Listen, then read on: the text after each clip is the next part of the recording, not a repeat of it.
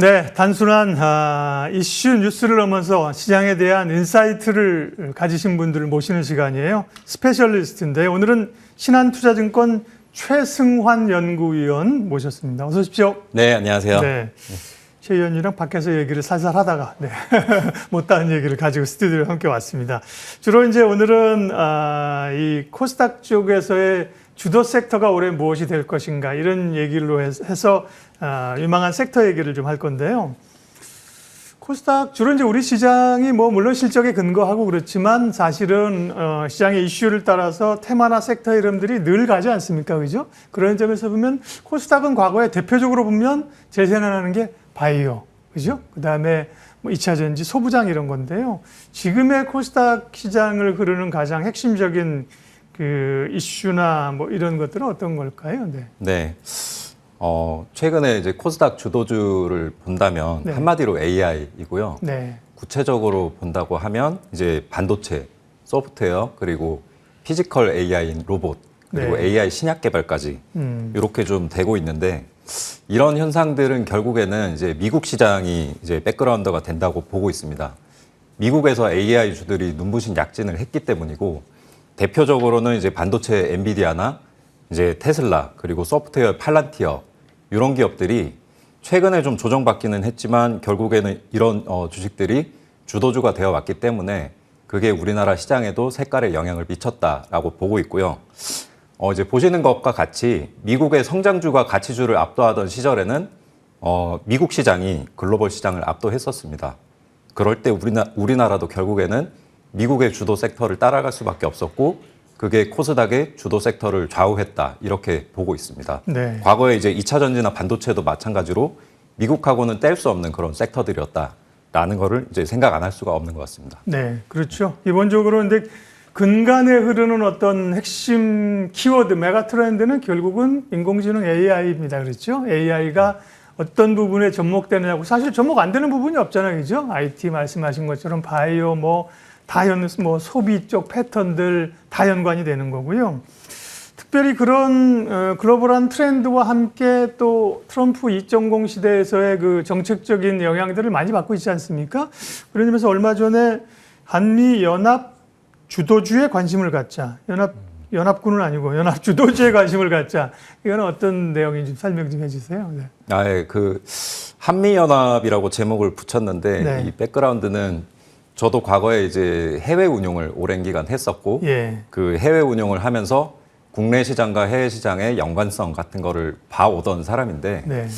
최근의 트렌드라고 하면은 미국 시장하고 국내 시장의 연관성이 그 어느 때보다 높고요. 그 백그라운드는 서학개미 급증이라고 볼 수가 있습니다. 많은 분들이 미국 주식을 하고 계시기 때문에 미국에서 지금 어떤 테마가 핫하다라는 거를 너무나 잘 알고 계시고 그게 국내 시장에 어느 때보다 빠르게 투영이 되고 있다라고 보면 될 것 같습니다. 그것 때문에 이제는 한국 한정의 테마를 보는 게 아니라 한국하고 미국의 같이 통하는 테마를 봐야 조금 더 장기적으로 유효하다. 그렇게 생각하기 때문에 한미연합 주도주로 저희가 좀 보고서를 발간하게 됐습니다. 그런 것들이 그럼 대표적인 게 어떤 것들이 있는 거예요? 예. 뭐 대표적인 네네, 것들을 네네. 보자면은 이제 반도체, 소프트웨어, 그리고 로봇, 그리고 네. 이제 에너지, 그리고 의료 AI 이런 것들이 전부 다 해당된다고 할 수 예. 있습니다. 자료를 가지고 오셔서 저희가 보여드리고 있고요. 꼭 추가적으로 좀 설명이 필요한 자료가 있으면 말씀해 주시면 저희가 잡을게요. 그런데 뭐 원래 사전 질문은 없는 내용인데 작년까지 2년 동안 뭐 미국 시장이 완전 독주하면서 세계 자금을 다 빨아들였잖아요. 근데 올 들어서는 확연하게 사실은 빅테크나 이런 게 조금 꺾이 둔화되는 모양새란 말이에요. 그러니까 사실 또 뒤늦게 미국과 서학개미들이 힘들고 있는데 네. 예, 여전히 미국 시장은 포션을 가져가면서 해야 돼요. 아니면 올해는 미국 거를 일부 좀 덜어내더라도 국내든 여타 지역으로 좀 포트폴리오를 가는 게 좋아요? 어때요? 뭐 예. 물론 그동안 미국 시장이 독주를 했기 때문에 네. 어느 정도 균형 맞추기는 될 수 있습니다만 네. 지금 시장을 이끄는 게 어떤 이제 팩터 때문인지를 이제 판단해 본다면 네. 결국에는 신기술 때문이거든요. 예. 이런 신기술을 주도하는 거는 이제 미국의 기업들이고요. 그리고 그런 기업들이 사실은 뭐 전 세계적인 투자가 몰리면서 너무나도 빠른 시간 내에 급등을 하면서 고평가가 됐던 것이 최근의 조정의 이유라고 할 수 있습니다. 그래서 단기적으로는 그것이 좀 해소되어가는 과정이라고 보지만 여기서 그것들의 중장기적인 트렌드 자체를 의심할 필요는 없다라고 생각을 하고 있습니다. 네. 자, 그러면 말씀하신 그런 정책적인 또 미국을 무시할 수 없는 배경하에서의 섹터 이야기를 좀 구체적으로 얘기를 하겠고요. 방송 보시는 분들은 그래서 뭘 봐야 되느냐, 어떤 섹터와 사실은 어떤 기업들을 좀 봐야 되느냐가 솔직한 관심사이기 때문에요. 그런 걸 제가 좀 여쭤볼게요. 반도체 얘기를 하셨는데 AI가 가지고 온 그 반도체 변화들, 엔비디아가 독주를 했었던 거고 거기 이제 우리 SK 하이닉스가 HBM으로 이제 갔었던 건데 지금 이제 딥시크 그러니까 AI 자체로 보면 오픈 AI 이전과 이후가 있을 거고 그죠? 네. 최근의 변화들은 또 AI 산업의 변화들은 딥시크 이전과 이후가 있을 거예요. 그죠? 딥시크가 나온 이후에 그럼 AI의 어떤 주도권의 흐름이 바뀝니까? 어떻게 보세요? 네, 딥시크가 처음 나왔을 때 테크 주식들이 강하게 조정을 받았는데 네. 그 이유라고 한다면 딥시크는 저비용과 고효율의 상징이라고 할 수 있어요. 예. 그러니까 저비용 고효율의 AI가 나오니까 컴퓨팅 파워도 적게 필요하고 AI 이제 하드웨어 투자도 적게 필요할 것이다라는 것이 조정이 이유였는데 네. 실질적으로 보자면 오픈 AI나 엔트로픽이나 심지어 딥시크까지 앞으로 컴퓨팅 파워는 더 많이 필요하다라고 얘기를 하고 있고요. 그리고 이제 클라우드 캐파도 현저히 부족한데 AI가 이제 학습을 한다고 끝나는 게 아니라 AI 활용을 해야 되는 국면에 접어들고 있는데 활용을 하기 위해서도 마찬가지로 하드웨어가 많이 필요합니다. 데이터 센터도 많이 지어야 되고 그런 상황인데 지금 이제 늘어나는 수요 대비해서 데이터 센터가 현저하게 부족하기 때문에 뭐 보시는 차트에서처럼 이제 공실률은 급격하게 하락하고 있고요. 데이터 센터 임대료는 급격하게 상승하고 있습니다. 심지어 마이크로소프트도 신규 캐파의 절반 정도는 임대 데이터 센터를 쓰고 있을 정도입니다. 네. 그래서 하드웨어에 대한 투자가 여기서 꺾인다라기보다는 지속된다라고 보고 있고 국내에서 볼만한 테마로는 이제 유리기판이나 뭐 맞춤형 반도체인 에이직이나 액침 냉각 이런 것들을 봐야 되고요. 주식으로 본다면 해외에는 브로드컴, 우리나라에는 SK 하이닉스나 PSK 홀딩스 같은 업체들을 주목하고 있습니다. 네. 아니, 하드웨어가 무너진 건 아니고 하드웨어는 하드웨어대로 가고 저비용 구조에서의 이쪽은 또 영역이 또 확장된다 이렇게 보시는 것 같고요. 네. 그게 이제 대표적으로 미국 소프트웨어를 좀 대표할 수 있는 게 이제 브로드컴인 거죠. 브로드컴인 거고 SK 하이닉스는 알고 PSK 홀딩스 같은 경우는 지금 말씀하신 분야에서 그럼 어느 쪽에 좀 들어가는 겁니까? 네. 뭐 이제 첨단 공정 쪽에 해당한다고 할 수 있습니다. 예. 결국에는 이게 이제 반도체가 복잡화되고 맞춤형화되면서 이런 이제 패키징이나 후공정 쪽에서도 중소형주들이 많이 생겨나고 있는 상황입니다. 네. 뭐 제가 GTC 보면서 GTC가 이제 어제 그 엔비디아가 새로운 그 루빈 같은 거를 이제 내년에 한다고 얘기했잖아요. 네. 그런데 보니까 되게 인상적인 단어가 제가 이제 전성비라는 단어가 있더라고요. 우리가 가성비 식사하러 갈 때 이제 가성비라는데 전성비는 전력 수요가 워낙 많으니까 그죠? 전력을 줄일 수 있는 그런 모델로 가는 게 지금 새로운 루빈이나 이런 모델이었는데요. 그렇게 보면 뒷부분에 있는지 모르겠지만 전력이나 이런 쪽에 이런 쪽들도 여전히 좀 지금 말씀하신 거면 전력에 대한 수요도 여전히 필요한 거죠? 전력에 대한 수요는 네. AI로 인해서 폭증을 하고 있는 예. 상황이고 그에 비해서 이제 전력 인프라나 송전, 배전 네. 이런 것들은 기존의 캐파도 1950년대, 60년대 지어서 교체를 해야 되는 상황인데 신규로 필요한 것들까지 늘어나면서 네. 계속해서 투자가 필요한 영역이라고 할 수 있습니다. 네. 자, 다시 이제 AI의 논의 좀 오면 어쨌든 소프트웨어 쪽도 더 중요해졌다는 얘기인데 그게 뭐 브로드컴 말씀하셨고 팔란티어나 이런 기업들을 주목하겠지만 솔직히 냉정하게 보면 국내 그런 글로벌 AI 트렌드를 쫓아가는 소프트 기업들이 있나? 뭐 이런 사실 고민들을 좀 물론 관련돼서 기업들이 이제 움직이고 올라오긴 하는데요. AI 소프트웨어 관련된 국내 기업들에 대한 시각을 좀 얘기해 주세요.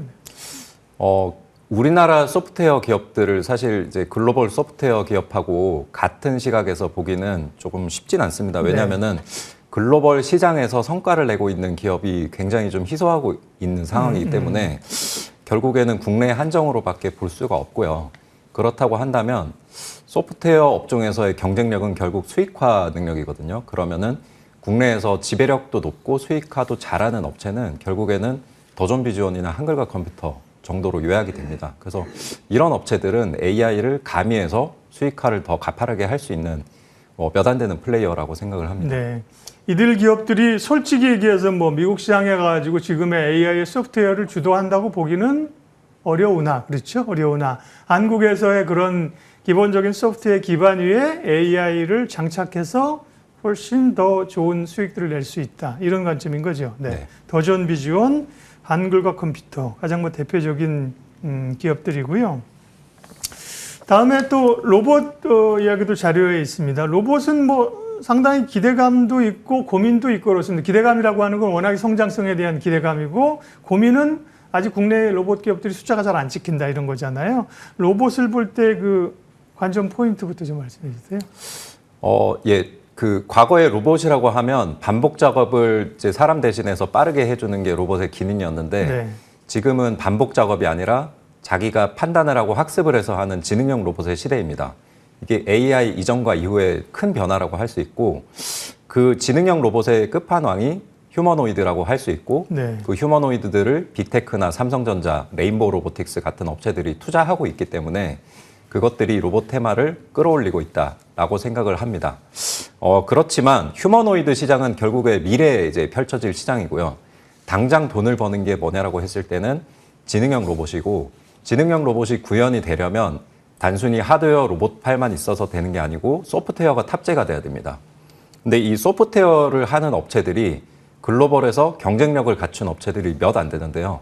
국내에 2군데 정도 있습니다. 시메스하고 클로봇이라는 업체인데 네. 이 업체들은 자기네 하드웨어를 만드는 업체는 아니고요. 어느 회사의 하드웨어를 가져오든지 간에 자기네 솔루션을 탑재하게 되면 지능형 로봇의 역할을 할 수 있는 그런 솔루션을 판매하는 업체고요. 그리고 나이키나 보스턴 다이나믹스 이런 업체들까지 이런 회사들과 기술 제휴를 하고 있을 정도로 글로벌로도 경쟁력이 있는 기업들이라서 저는 로봇 테마에서는 굉장히 좀 좋게 보는 기업들입니다. 네, 그렇군요. 실질적으로 뭐 로봇을 만들어내고 제조하는 쪽들도 1차적으로 생각할 수 있겠지만 지금 말씀하신 약간 지능형 로봇에 약간 뭐 두뇌 역할을 한다고 할까요? 소프트웨어이 뭐 적용이 되게 다양할 수 있겠어요. 그죠? 협력도 가능할 수 있어서 CMS나 클로봇 같은 기업들이 해당이 되는군요. 네. 자율주행 얘기는 어떻습니까? 자율주행은 사실은 뭐 테슬라가 주도하면서 뭐 여러 얘기가 있었는데 이슈가 죽은 것 같지는 않지만 뭐 테슬라가 좀 주춤하고 그러면서요, 그죠? 자율주행 쪽 근데 우리 뭐 국내 현대차도 그렇고 자율주행 쪽도 지금 굉장히 기업들은 관심이 많은 것 같은데요. 관전 포인트는요. 네, 일단 자율주행은 테슬라도 그렇고 이제 비테슬라 진영도 마찬가지로 네. 상용화 시점은 생각보다 점점 늦어지고 있습니다. 아, 뭐 예. 26년, 27년 이렇게 늦어지고 있는데 저희가 그래서 주목을 해봐야 되는 거는 자동차 자율주행하고는 또 다른 이제 영역인 로봇 자율주행 영역을 봐야 된다라고 네. 생각하고요. 저희도 실제로 많이 보고 계시는 식당 내 서비스 로봇 같은 것들이 자율주행 알고리즘에 의해서 이제 운전이 되고 있는 상황이고 그것들을 이제 개발하는 거는 이제 룰 베이스로 프로그램을 짜주는 역할입니다. 근데 그거를 잘하는 회사가 우리나라의 이제 클로봇이라고 할 수가 있는데 이제 클로봇의 소프트웨어를 탑재를 하게 되면 자율주행 기능이 없는 이제 일반 하드웨어도 기능을 할 수 있게 되는 거죠. 그래서 이런 시장은 좀 상당히 커지지 않을까라고 생각을 하고요. 또 하나의 변화는 이제 자율주행의 센서에 해당하는 게 그동안은 대부분 카메라였는데 이게 이제 라이다로 바뀌어갈 가능성이 있다는 겁니다. 이게 라이다가 비용이 비쌌었는데 라이다가 네. 굉장히 저렴해지면서 라이다 관련주도 이제는 자동차뿐이 아니라 로봇 쪽에도 확장이 될 여지도 있으니까 같이 좀 주목해서 봐야 된다라고 생각을 하고 있습니다. 말씀하신 것처럼 뭐 라이다 쪽이 워낙 비싸고 이래서 테슬라 같은 경우는 카메라로 그걸 좀 대체하려고 했던 거잖아요. 근데 이제 가격 매력이 많이 생겼군요. 그리고 사실은 자율주행하면 우리는 주로 자동차만 생각하는데 예, 로봇 쪽으로의 자율주행. 그럼 로봇 쪽의 자율주행이라고 하면 앞서 말씀하신 CMS나 클로봇이나 이런 지능형 로봇 소프트웨어가 이런 데도 다 적용이 되는 거겠네요. 네, 맞습니다. 네. 시메스 같은 네. 경우에는 제조 현장에 많이 쓰이고 네. 클로봇 같은 경우에는 이제 자율주행 쪽에서 압도적인 경쟁력을 가지고 있고요. 보스턴 다이나믹스나 클리어패스, 패치 로보틱스 같은 해외 유명한 로봇 업체들도 클로버트하고 기술 제휴를 할 수 있을 정도로 글로벌 경쟁력이 있는 업체입니다. 네. 어떻게 보면 사실은 코스닥 쪽에서의 올해 좀 주도할 수 있는 이슈나 섹터 테마가 뭘까 이렇게 이야기를 위원님이랑 시작했는데 그게 아니라 뭐 세상의 기술 변화들 그죠? 이건 사실 딱 뭐 코스닥이나 코스피를 구별할 게 아니라 세상의 최근의 변화들을 우리가 보고 있는 것 같고요. 그 관전 포인트와 함께 핵심적인 종목들 이야기를 최승환 위원님과 함께 하고 있어요.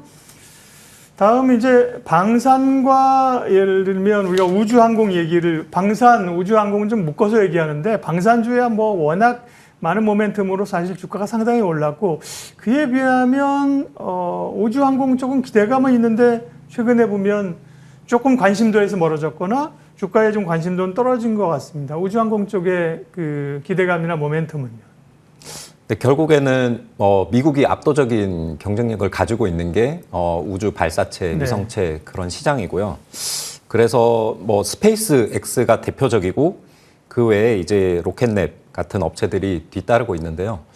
우리나라에서 사실 뭐 그 정도 경쟁력을 갖춘 업체를 찾기는 힘들지만 이제 종목을 찾자면 세트랙아이나 HVM 같은 이제 종목들이 해당이 되고요. 세트랙아이는 이제 광학위성을 하고 있는 업체고 미국 업체하고 경쟁했을 때도 경쟁력이 있습니다. 그리고 HVM은 스페이스 X의 발사체에 직접 첨단 금속을 납품하는 직납하는 수혜주이기 때문에 같이 좀 볼만한 수혜주라고 생각을 하고 있습니다. 네, 우주항공 쪽에서는 세트랙아이, HVM 등이 관심 국내에서 이제 뭐 아무리 사실 좋은 얘기를 하고 좋은 유망주지만 사실 외국 기업만 쭉 나열하게 되면 거리감이 사실 좀 있거든요. 그래서 국내 관련된 기업들을 저희가 원하는 거고 그 얘기를 해주고 계십니다. 전력 얘기 제가 앞서 이제 잠깐 지나가면서 여쭤봤는데 전력에 대한 수요 이게 기본적으로 AI에 필요한 전력 또 미국의 노후 전력망의 교체 이런 얘기가 많이 있었잖아요. 그거는 거기도 많습니다. 예를 들면 뭐 변압기도 있고 전선도 있고 뭐 SMR도 있고 어느 쪽이 더 유망합니까? 네. 일단은 변압기하고 전선 쪽은 이미 좋지만 더 좋아지는 시장이다라고 생각을 하고요. 앞서 말씀드렸던 것처럼 노후 교체 수요에 더해서 AI로 폭증하는 수요까지 감당을 해야 합니다. 그래서 수년 동안은 좋은 이제 업종이라고 생각하고요. 대표적으로 우리나라의 LS전선, 대한전선 같은 업체들 수주잔고가 3년 전 대비해서 2배 이상 급증을 했고 이제 변전 관련된 이제 배전 설비하는 산일전기 같은 경우에도 수주가 급증을 했습니다. 그래서 이쪽은 수년간은 좋을 섹터라고 생각하고요. 그리고 에너지원 측면에서는 트럼프 정부가 우호적인 원전 쪽에서 이제 소형 원전이라고 불리는 SMR이 상용화 단계에 접어들었고요. SMR 대표주들은 사실 거의 미국에 있는 업체들이지만 이들 업체들이 시공까지 다 하는 경우는 드물거든요. 그래서 시공을 하고 있는 우리나라의 두산에너빌리티 같은 업체들이 같이 수혜주로 볼 수 있습니다. 네. 시장의 그 핵심적인 이슈 AI를 기반으로 하는 섹터들을 쭉 봤습니다. 네. 그 중에서 조금 더 스터디를 좀 해볼 만한 그 선호주 한 종목 오늘 가지고 이제 이건 또 오해하시면 안 돼요. 앞에 한 얘기 다 잊어버리고 이 종목만 보시면 절대 안 되고요. 그죠? 기본적인 산업의 흐름들을 보시고 최승환 의원님이 기업 분석하시면서 좀 주목할 기업이 이거는 이제 보너스로 들으세요. 기업 좀 소개해 주십시오. 네. 예, 앞서서 이제 자율주행 말씀드리면서 라이다 말씀을 드렸는데요. 사실 이 라이다 업계가 향후 이전 한 5년간 굉장히 많은 구조조정을 겪으면서 라이다의 하드웨어, 소프트웨어를 같이 하는 업체가 글로벌로 몇 안 됩니다. 근데 그 중에 하나가 우리나라에 있고요. 그게 SOS랩이라는 업체입니다. 근데 여기서 이제 라이다에 대한 핵심 기술을 다 가지고 있고 그리고 원가 경쟁력도 글로벌 대비해서 저렴하고요. 최근에는 이제 로보틱스 업체 이제 대상으로 수주 논의가 활발하게 이어지고 있습니다. 말씀드렸지만 이제 라이다가 예전에는 비싸서 로봇에 못 들어갔던 거고요. 그게 수십만 원대로 저렴해지면서 로봇에도 많이 쓰일 여지가 커졌습니다.